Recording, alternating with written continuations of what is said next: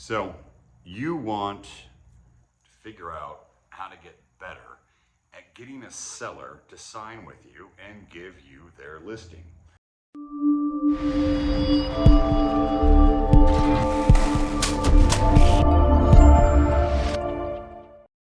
Perhaps you want to get better at being able to talk to buyers and get them to sign a buyer-broker agreement with you. So what do? You practice. But the first line of resistance we always get when we say something like, you need to practice, is, oh, I don't like scripts. I understand. Everybody says they don't like scripts. But are you going in winging it every time you talk to a potential client? That means you're going to have really good days, you're going to have really crummy days, because you're winging it. It's a coin toss. Am I going to be good on this one, or am I going to suck? You need to be able to walk into any situation and knowing where to take the conversation to get the results you want. That requires a script. You say, I don't like to do scripts because it doesn't make me sound like myself. Well, maybe sounding like yourself isn't a good idea. There's two ways to look at this. First is, we have to understand the blueprint of what we're trying to present, where we're trying to go with the conversation, and how to get to the end. In between there, we need to know how to deal with objections, problems, hurdles, things not being ideal or perfect that are obviously going to come up during that course of time. That requires understanding a script, the basics, the blueprint for how we approach it. When we dissect it from there, we can talk about why this script works. What is it about this particular line or sentence you don't like? What are they trying to accomplish? How can we change it so it sounds more like you? But that is a different training. Let's talk about the practice aspect of this. You can't expect to be able to play a music instrument just because someone hands you one. You have to get the instrument, understand how it works, how to tune it, how to care for it, how to hold it, let alone the basic music theory that goes behind what that instrument creates, in this case music, and how the mechanics of that particular instrument work. So plenty of people will talk about practicing something and make sports analogies. I am the last person that's going to do sports analogies. I'm not a sports guy. We're going to talk about music. I'm a music guy. Been playing in bands since I was a little kid.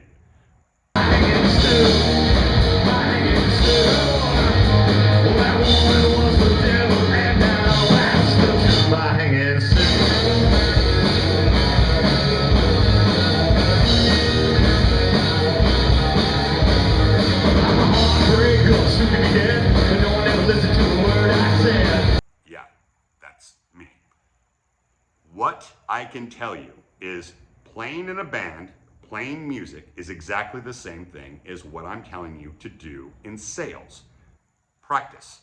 But how do we practice? Does that mean we sit in our bedroom with our guitar and sheet music? Maybe we go to a lesson once a week where an instructor teaches us scales? Yes. But how do we take that and how do we make it a performance? Because when you're in front of a client, you're doing a performance. So if you think of maybe your childhood of being forced into piano lessons and then you had to do a piano recital, you could practice all day with your teacher and come home after school, play your scales, practice the song, and then there was going to come a day where you had to sit in front of a group of people and play that piece of music while everybody watched. Now, how do you prepare for something like that? So the first thing is you need to know the piece of music and how to operate the instrument, right? Duh. In this case, it's scripts. What are we trying to say? Where are we trying to get to? How does the song begin? How does it go throughout the arrangement? And how does it end? How do I want to come across when I'm playing this piece? How do I want to come across when I'm speaking? So being in bands, one of the things, we write music. So all of us individually, the other guitar player, the bass player, the drummer, me that was doing vocals and lead guitar, I'd write a song, show it to the guys. We'd set up a practice time to go rehearse and learn the song. But before we did that, individually, we sat at our houses and we practiced our part of the song so that we knew it, so that I knew how the song started, how fast or slow it was supposed to go, what words I was supposed to sing, what the melody line was. The bass player is doing exactly the same thing. What backing vocals am I supposed to sing? What is my bass line? How does the song start? So we have the intro of the song, then we go into a verse, then we go into a chorus, then maybe another verse, then another chorus, maybe there's a guitar solo, then there's a bridge, then there's a chorus, and then the song ends like this. So then you practice it at home, then you show up as a group, and now you're gonna play. You're gonna rehearse. But you're gonna rehearse the piece just like you plan on playing it at the club next weekend. So that doesn't mean you sit in a chair, if in this case we were a rock band. We're not gonna sit in chairs in a circle facing each other because we're gonna be on a stage facing an audience. So how do we practice? We practice standing. We practice standing on the stage in the positions where we're going to be. We practice at the volume level we are planning on playing. That way, we get so used to playing the song exactly how we're gonna play it next Saturday night that likely no matter what happens, whether the lighting's bad, whether it's hot, whether it's cold, whether the stage is a little too small, a little too big, the crowd isn't reacting right, there's problems with the monitors, you can't hear the other guitar player, there's feedback in the vocal mic, somebody broke a string, they dropped a pick, they forgot the second verse. We can recover because we know where we're trying to get to go. We know where we're trying to go with the entire piece, beginning to end. So if we get a little hiccup, which would be like an objection, we know how to overcome it and continue with the song.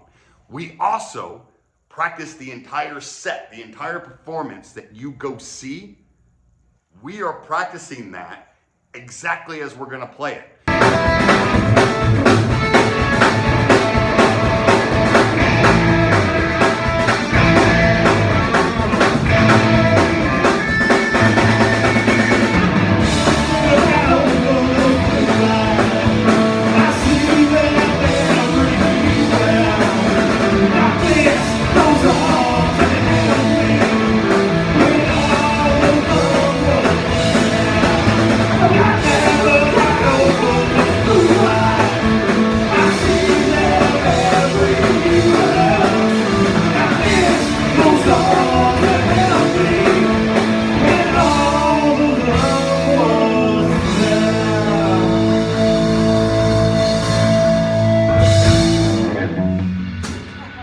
Exact order of songs, how much time in between songs, where are we going to take a break to retune instruments, what happens if there's an unheard of, do we have a signal if all of a sudden the bass player's cable comes out or the drummer broke a piece of equipment and needs a second to reset it before we start the next song, what banter, talking to the audience are we going to do in between pauses while people do it, all of it's rehearsed.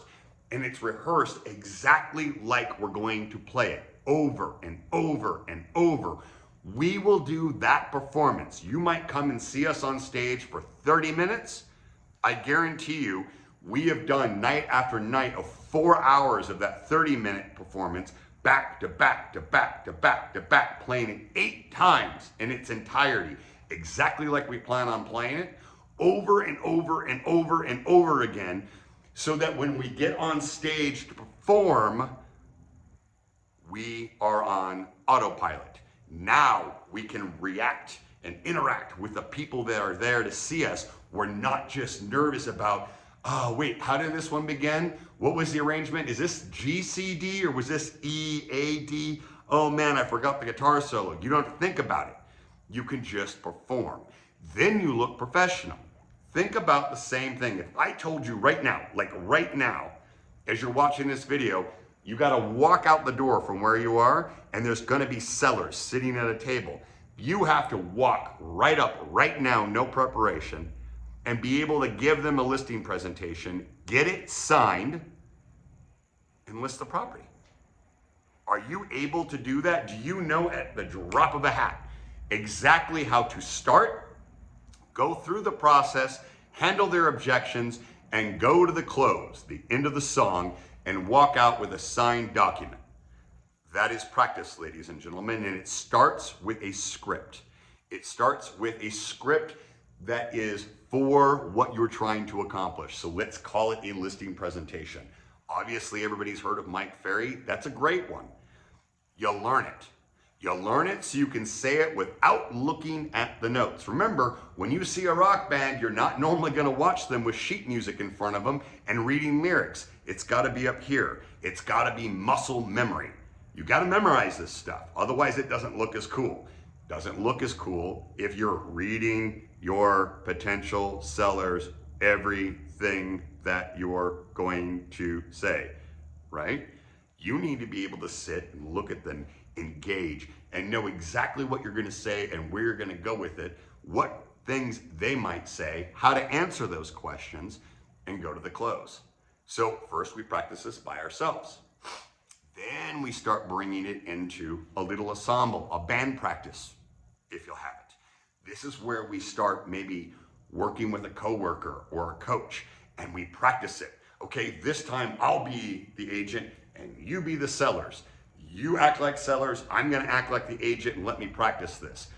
And then we look at it and go, oh, I get hung up here, I get hung up here. Okay, I'm not good at coming out of this guitar solo and going right into the chorus. I need to practice that so when we get together next time, I can do it smoothly every time.